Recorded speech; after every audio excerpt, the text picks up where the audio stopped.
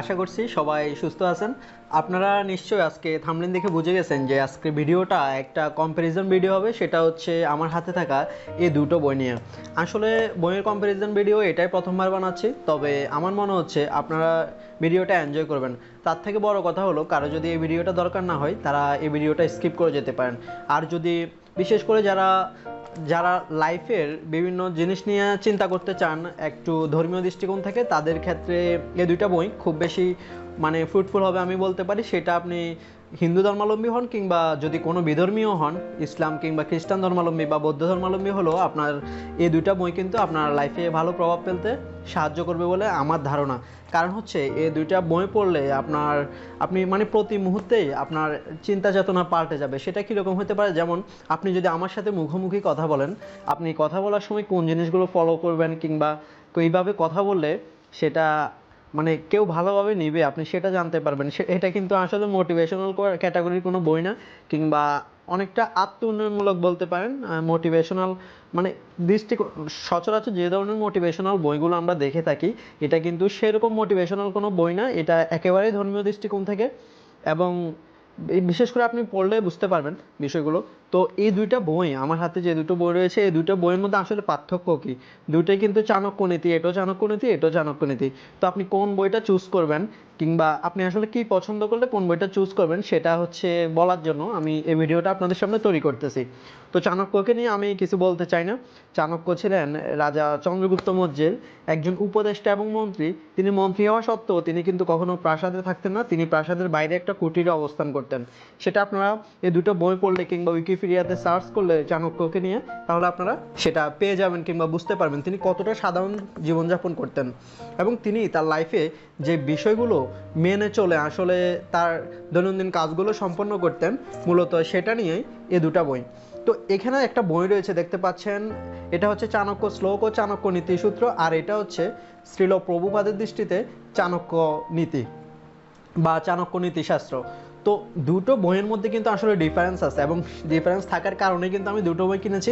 এবং আমি এই বইটা কিনেছি কিন্তু আগে, এবং এই বইটা পরে কিনেছি। এবং আপনারা যদি আমার চ্যানেলটা ফলো করে থাকেন তাহলে আপনারা বুঝতে পারবেন, বা আমি আই কার্ডে ভিডিওটা দিয়ে দিব। এই বইয়ের একটা রিভিউ আছে, এই বইয়েরও একটা রিভিউ আছে। এখন দুইটা বইয়ের মধ্যে আপনি আসলে কোন বইটা চুজ করবেন এবং আপনার জন্য কোন বইটা ভালো হবে সেটা বলতেছি। যেমন এটার কথা বলি আগে, এটা হচ্ছে ধর্মীয় দৃষ্টিকোণ থেকে বই, অর্থাৎ যারা হিন্দু ধর্মাবলম্বী ভাইরা আছেন বা বোনেরা আছেন বা দিদিরা বলতে পারেন, তাদের ক্ষেত্রে বইটা খুব বেশি উপকৃত হবেন পড়ে। কারণ হচ্ছে আমি বলি, এরকম আমাদের বিধর্মী অনেক ভাইয়েরাও কিংবা বোনেরা আছেন যারা কিনা অন্য ধর্মের কাহিনীগুলো শুনতে পছন্দ করেন না। তো এখানে কিন্তু বেশি শ্লোক নাই, শুধুমাত্র 40টা নাকি 41টা শ্লোক আছে, এবং প্রত্যেকটা শ্লোকেরই ধর্মীয় দৃষ্টিকোণ থেকে এক একটা গল্প আকারে সাজানো হয়েছে। আমি কিছুক্ষণ পরে এই বইটার বিভিন্ন পেজের ভিডিও প্রকাশ করব বা ভিডিও দিয়ে দিব এই ভিডিও শেষ দিকে, তাহলে আপনারা দেখলে বুঝতে পারবেন। এই বইয়ে এক একটা শ্লোকের বিশদ করে বর্ণনা দেওয়া হয়েছে। যেমন প্রথম শ্লোকটার কথাই যদি বলি, প্রায় 3 থেকে 4 পৃষ্ঠা এটার বর্ণনা দেওয়া হয়েছে, এবং প্রত্যেকটা শ্লোকের সাথে এক একটা ঘটনা দেওয়া হয়েছে, যে ঘটনাগুলো আসলে আমাদের লাইফে কিভাবে প্রতিফলিত হয় সেটা নিয়ে। তো এখানে এই জন্য মূলত বইটা অনেক মোটা, দেখলো মাত্র 40টা শ্লোক হচ্ছে এই কারণে। কারণ হচ্ছে প্রত্যেকটা শ্লোকের সাথে আমাদের হিন্দু ধর্মের কোনো না কোনো ঘটনা রিলেট করে ওগুলোকে সুন্দর করে বুঝিয়ে দেওয়া হয়েছে।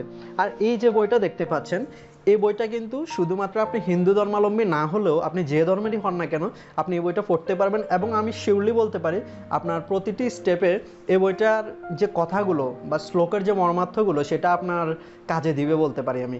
কারণ হচ্ছে এই বইটাতে কিন্তু ধর্মীয় দৃষ্টিকোণ থেকে কিছু লেখা হয়নি। এখানে যা বলা হয়েছে সব কিছু বাস্তব জীবনের সাথে মিল রেখে সুন্দর করে বুঝিয়ে বলা হয়েছে। যদিও আপনারা চাণক্য নীতিশাস্ত্র শুনেই মনে হইতে পারে যে এটা কোনো ধর্মীয় ধর্মগ্রন্থ, আসলে ধর্মীয় ধর্মগ্রন্থ নয়। আবার ধর্মীয় ধর্মগ্রন্থ যদি আপনি ধর্মের দিক থেকে চিন্তা করেন, আর যদি বাস্তব জীবনের সাথে রিলেট করেন, তাহলে এটাকে ধর্মীয় গ্রন্থ থেকে আলাদা করেও রাখতে পারেন, আপনি কোনো সমস্যা নেই। তো আপনি যে ধর্মেরই হন না কেন এই বইটা কিন্তু পড়তে পারেন। তো আসল কথায় আসি, সেটা হচ্ছে এখানে কিন্তু যথেষ্ট শ্লোক আছে। এই বইটাতে প্রায় 300-400 শ্লোক আছে, এবং প্রত্যেকটা শ্লোকেরই বাংলা অনুবাদ দেওয়া হয়েছে সংস্কৃত থেকে, এবং সেটার হচ্ছে মর্মার্থ দেওয়া হয়েছে খুব ছোট করে, ছোট বলতে 6-7 বা একটু বেশি লাইনে বর্ণনা করা হয়েছে প্রত্যেকটা শ্লোকে। আর এটা সেটা হচ্ছে প্রত্যেকটা ঘটনা দিয়ে কিন্তু বর্ণনা করা হয়েছে। তার আচ্ছা, আরেকটা কথা বলি, সেটা হচ্ছে এই বইটার দাম হচ্ছে 190 টাকা, আর এই বইটার দাম হচ্ছে 250 টাকা। তার মানে হচ্ছে আপনি যদি হিন্দু ধর্মাবলম্বী হন তাহলে আমি অবশ্যই আপনাকে সাজেস্ট করব আপনি ওই বইটা না কিনে আগে এই বইটা পড়বেন, অবশ্যই এই বইটা পড়বেন, তারপরে এই বইটা সুইচ করবেন। আর যদি আপনি হিন্দু ধর্মাবলম্বী না হন বা অন্যের ধর্মের বিষয়গুলো আপনি পড়তে ইচ্ছুক না হন, কিংবা আপনার যদি মানে অন্য ধর্মের প্রতি অ্যালার্জি থাকে সোজা বাংলায়, তাহলে আপনি অবশ্যই এই বইটা পড়বেন। এটা আপনার জীবনে অবশ্যই প্রতিফলন ঘটাবে বলে আমার বিশ্বাস। এইটা হচ্ছে আজকের ভিডিও বানানোর মূল কথা আর কি। তো আমি এই বইয়ের কিন্তু ভিডিও যখন দিয়েছি কয়দিন আগে, আপনারা দেখে থাকছেন, যদি না দেখেন আই কার্ডে ক্লিক করে দেখে নেবেন। এই বইয়ের কিন্তু আমি অনেকগুলো পেজ শেয়ার করেছি ভিডিওর শেষ দিকে। এই বইটা কেমন সেটা আপনি ওই ভিডিওটা দেখলে বুঝতে পারবেন, এবং এই বইটার ভিডিও আগে রিভিউতে প্রকাশ করিনি, তবে আজকের এই ভিডিওর শেষ দিকে অবশ্যই কিছু পেজ আপনাদের সাথে শেয়ার করব, আপনারা দেখে বুঝতে পারবেন এবং দুইটা ভিডিও দেখে কম্পেয়ার করবেন আসলে কোন বইটা আপনি কিনবেন। আর যদি হিন্দু ধর্মাবলম্বী ভাই হন তাহলে আমি অবশ্যই আপনাকে এই বইটা আগে সাজেস্ট করব, তারপর আপনি এই বইটা পড়ুন। চাণক্যের কিন্তু অনেক নীতিশাস্ত্র নিয়ে অনেকেই বই বানিয়েছেন, তবে আমার থেকে এই দুইটা বই সেরা লেগেছে। আরও একটা বই সেরা লেগেছে, যদিও ওইটা হয়তো কখনো আমি পারলে সংগ্রহ করে নিব। আপনারা যদি পারেন তাহলে তো অবশ্যই কিনবেন। এই হচ্ছে আজকের কথা। তো আপনারা এই বইয়ের কিছু রিসোর্স এখন দেখতে থাকুন, আর আমিও বিদায় নিচ্ছি। ভিডিওটি কেমন লাগলো জানাতে পারেন কমেন্ট বক্সে। আর আপনি যদি চাণক্যের কোনো নীতি ফলো করে থাকেন কিংবা চাণক্যের বইগুলো পড়ে থাকেন তাহলে আপনার থেকে কেমন লেগেছে তার মর্মার্থগুলো সেটা অবশ্যই কমেন্ট বক্সে আমাদের সাথে শেয়ার করতে পারেন। অন্যরাও জানতে পারবে, আমিও জানতে পারবো। ধন্যবাদ সকলকে, ভালো থাকুন। আর এই ভিডিও ভালো লাগলে ভিডিওতে লাইক দিয়ে চ্যানেলটি সাবস্ক্রাইব করে নিতে পারেন। বিদায়।